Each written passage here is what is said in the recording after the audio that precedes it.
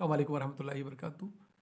میاں بیوی اور قرآن کی سیریز کے پروگرام کے ساتھ ہم حاضر ہیں۔ پچھلی نشست میں ہم نے بات کی تھی سورہ نساء کی آیت نمبر 34 میں، جہاں اللہ سبحانہ و تعالیٰ نے بتایا تھا کہ شادی صرف ایک رشتہ نہیں ہے، بلکہ اس نکاح میں جب مرد اور عورت آتے ہیں، شوہر اور بیوی بنتے ہیں، تو اس میں کچھ ذمہ داری اللہ تعالیٰ نے بحیثیت ادارے کے طور پہ دی ہیں ان کو۔ اسی لیے اللہ تعالیٰ نے ہائرارکی بنائی ہے، ایک نظام بنا کے دیا ہے کہ دو لوگوں کے درمیان معاملہ ہے، یہ فیصلہ نہیں کر سکتے تھے، یہ ذمہ داری اللہ نے خود پوری کر دی کہ اس میں نگران شوہر بنے گا، اس کی ذمہ داری ہوگی قوام کی حیثیت سے کہ وہ ایک ایک پائز گھر پہ خرچ کرنے کی اس کی ذمہ داری ہوگی۔ شاید کہ اگلے سے میں ہم نے پڑھنا ہے، تعالیٰ فرماتے ہیں اعوذ باللہ من الشیطان الرجیم واللاتی تخافون نشوزہن فعیذوہن وہجروہن فی المضاجع واضربوہن فإن أطعنکم فلا تبغوا علیہن سبیلا ان اللہ کان علیا کبیرا، کہ اگر تمہیں یہ خدشہ ہو چلے اپنی بیویوں کی جانب سے کہ وہ نشوز پر آمادہ ہو گئی، اس لفظ کو میں سمجھنا ہے آج، تو کیا کرو، تم ان کو سمجھاؤ، تم ان سے گھر کے اندر علیحدگی اختیار کر لو، گھر کے اندر ہی، لیکن ان کے ساتھ جہاں پر تم ہو اس جگہ کو الگ کرو، اپنے بستروں کو الگ کر لو، اور یہ بڑا میسج ہوتا ہے اس رشتے کے اندر۔ وضربوہن، اور تمہیں ان کو ضرب بھی دے سکتے ہو۔ فَإِنْ أَطَعْنَكُمْ، لیکن تمہیں لگے کہ اب معاملات سدھر گئے ہیں، دوبارہ معاملات اپنی جگہ پر آ گئے ہیں، فَلَا تَبْغُوا عَلَيْهِنَّ سَبِيلًا، تو پھر بالکل بھی ایسا کام نہیں کرنا تمہیں کہ جو معاملے کو خراب کرے، اس کے بعد پھر راستے نہیں نکالنے ان کو اذیت اور تکلیف پہنچانے کے۔ ان اللہ کان علیٰ کبیرہ، اور ذہن میں رکھو کہ اللہ سبحانہ و تعالیٰ برتر ہے، اور اللہ ہی تعالیٰ سب سے بڑا ہے، اور وہ موجود ہے تم سب کے اوپر۔ تو تم مت سمجھنا کہ میں نے پچھلی میں بات کی تھی تم نگران ہو، تم نگہبان ہو، تم قوام ہو، تم پیسہ خرچ کرتے ہو تو تم سب کچھ بن گئے۔ بنیاد اس رشتے کی اللہ کا تقویٰ ہے، یقین رکھنا کہ اللہ ہمارا محاسبہ کیے ہوئے قیامت آئے گی۔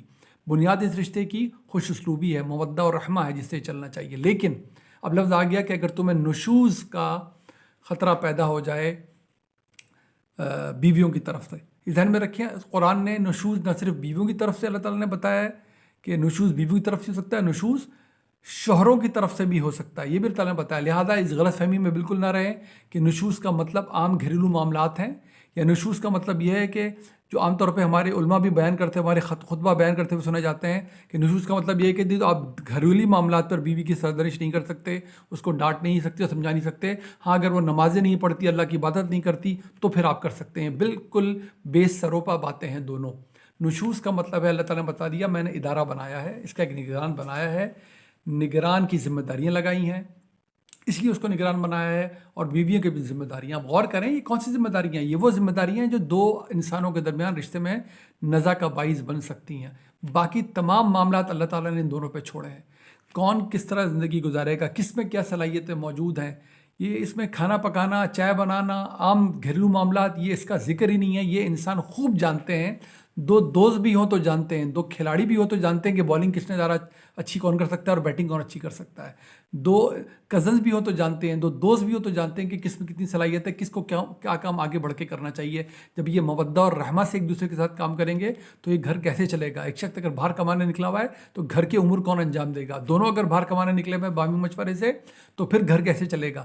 اللہ تعالیٰ بتا یہ رہا ہے کہ میں نے ادارہ بنایا ہے، اس کا ایک نگران بنایا ہے۔ اگر تمہیں اپنی بیویوں سے یہ خدشہ لاحق ہو جائے کہ وہ اب بغاوت پر اتر آئی ہیں، اس گھرانے میں سرکشی کا رویہ اپنا لیا انہوں نے، یہ بات ہو رہی، نشوز کا اور کوئی مطلب ہی نہیں ہے، تو تمہیں کیا کرنا ہے؟ یعنی کہ اگر وہ شوہر کو شوہر ماننے سے انکار کر دیں، نگران کو نگہبان کو قوام ماننے سے انکار کر دیں، ان کا رویہ یہ بن جائے، الفاظ سے بن جائے یا اعمال سے بن جائے، اس کو کہتے ہیں نشوز۔ تو اس صورت میں تمہیں انہیں سمجھانا ہے، اپنے بستر ان سے الگ کر لینے ہیں، اور ان کو پھر ضرب تک دی جا سکتی ہے، کس لیے؟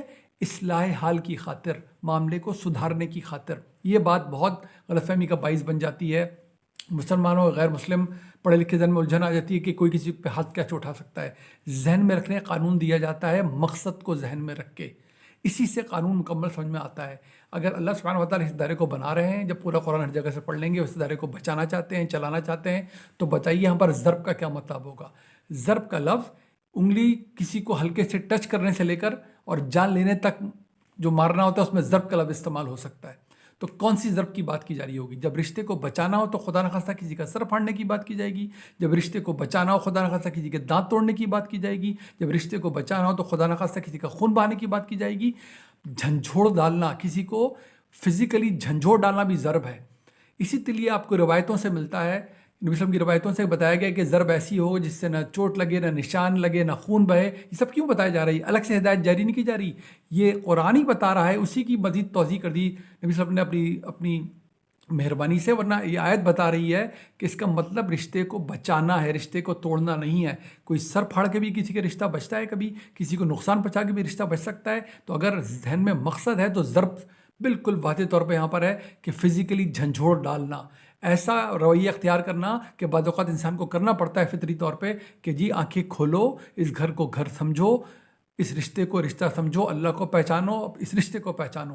اس کو ضرب لگا کہنا چاہیے، کیا بتایا گیا یہاں پر کہ اس حد تک جائے گا سمجھانے کی خاطر. یہ بھی بتایا گیا آیت میں اسی صورت کی کہ اگر اس سے بھی معاملہ نہ بنے، پھر بھی لگے کہ رشتہ ٹوٹ رہا ہے، تو دونوں گھرانوں کے بڑوں کو بیچ میں بٹھاؤ کہ وہ کوئی صلح کی راہ نکالیں. تو اس سے یہ نشوز کا لفظ آپ کی سمجھ میں آتا ہے. اور وہ رہی صحیح کثر ہے، وہ اللہ تعالیٰ نے اسی صورت کی آیت نمبر 128 میں بیان کر دی کہ اگر یہ کوئی دین کا معاملہ ہوتا تو بتائیے پھر شوہر پہ اس کا اطلاق کیسے ہوگا. آیت نمبر 128 میں اللہ فرماتے ہیں وَإِنِ امْرَأَةٌ خَافَتْ مِنْ بَعْلِهَا نُشُوزًا، کہ اگر عورت کو شوہر کی طرف سے نشوز کا سامنا کرنا پڑے، تو بتائیے کیا شوہر نماز نہیں پڑھ رہا، پھر شوہر روزے نہیں رکھ رہا، او اعراضاً، یا پھر وہ گھر کو نظر انداز کرنے لگے، فلا جناح علیہما ان یصلحا بینہما صلحا، تو دونوں کے لیے اس میں کوئی حرج نہیں ہے کہ کوئی صلح کی راہ نکالیں. اب بتائیں اس کی موجودگی میں کہ نشوز جب شوہر کی طرف سے بھی اللہ تعالیٰ نے انہی الفاظ میں بیان کر دیا، اب کیا کسر رہ گئی کہ اگر نشوز کیا ہے کہ شوہر اپنی ذمہ داری سے سرکش ہو جائے، گریز کرنے لگے، اور بیوی اپنی ذمہ داریوں سے گریز کرنے لگے. کون سی ذمہ داریاں؟ جو اللہ نے بتائی ہیں. کیا بتائی ہے؟ کہ قوام کی ذمہ داری ہے گھر کا پورا نگہبانی، نگہداشت، اس پہ خرچ کرنا. وہ یہ نہیں کرے گا تو وہ شوہر کی طرف سے نشوز کہلائے گا.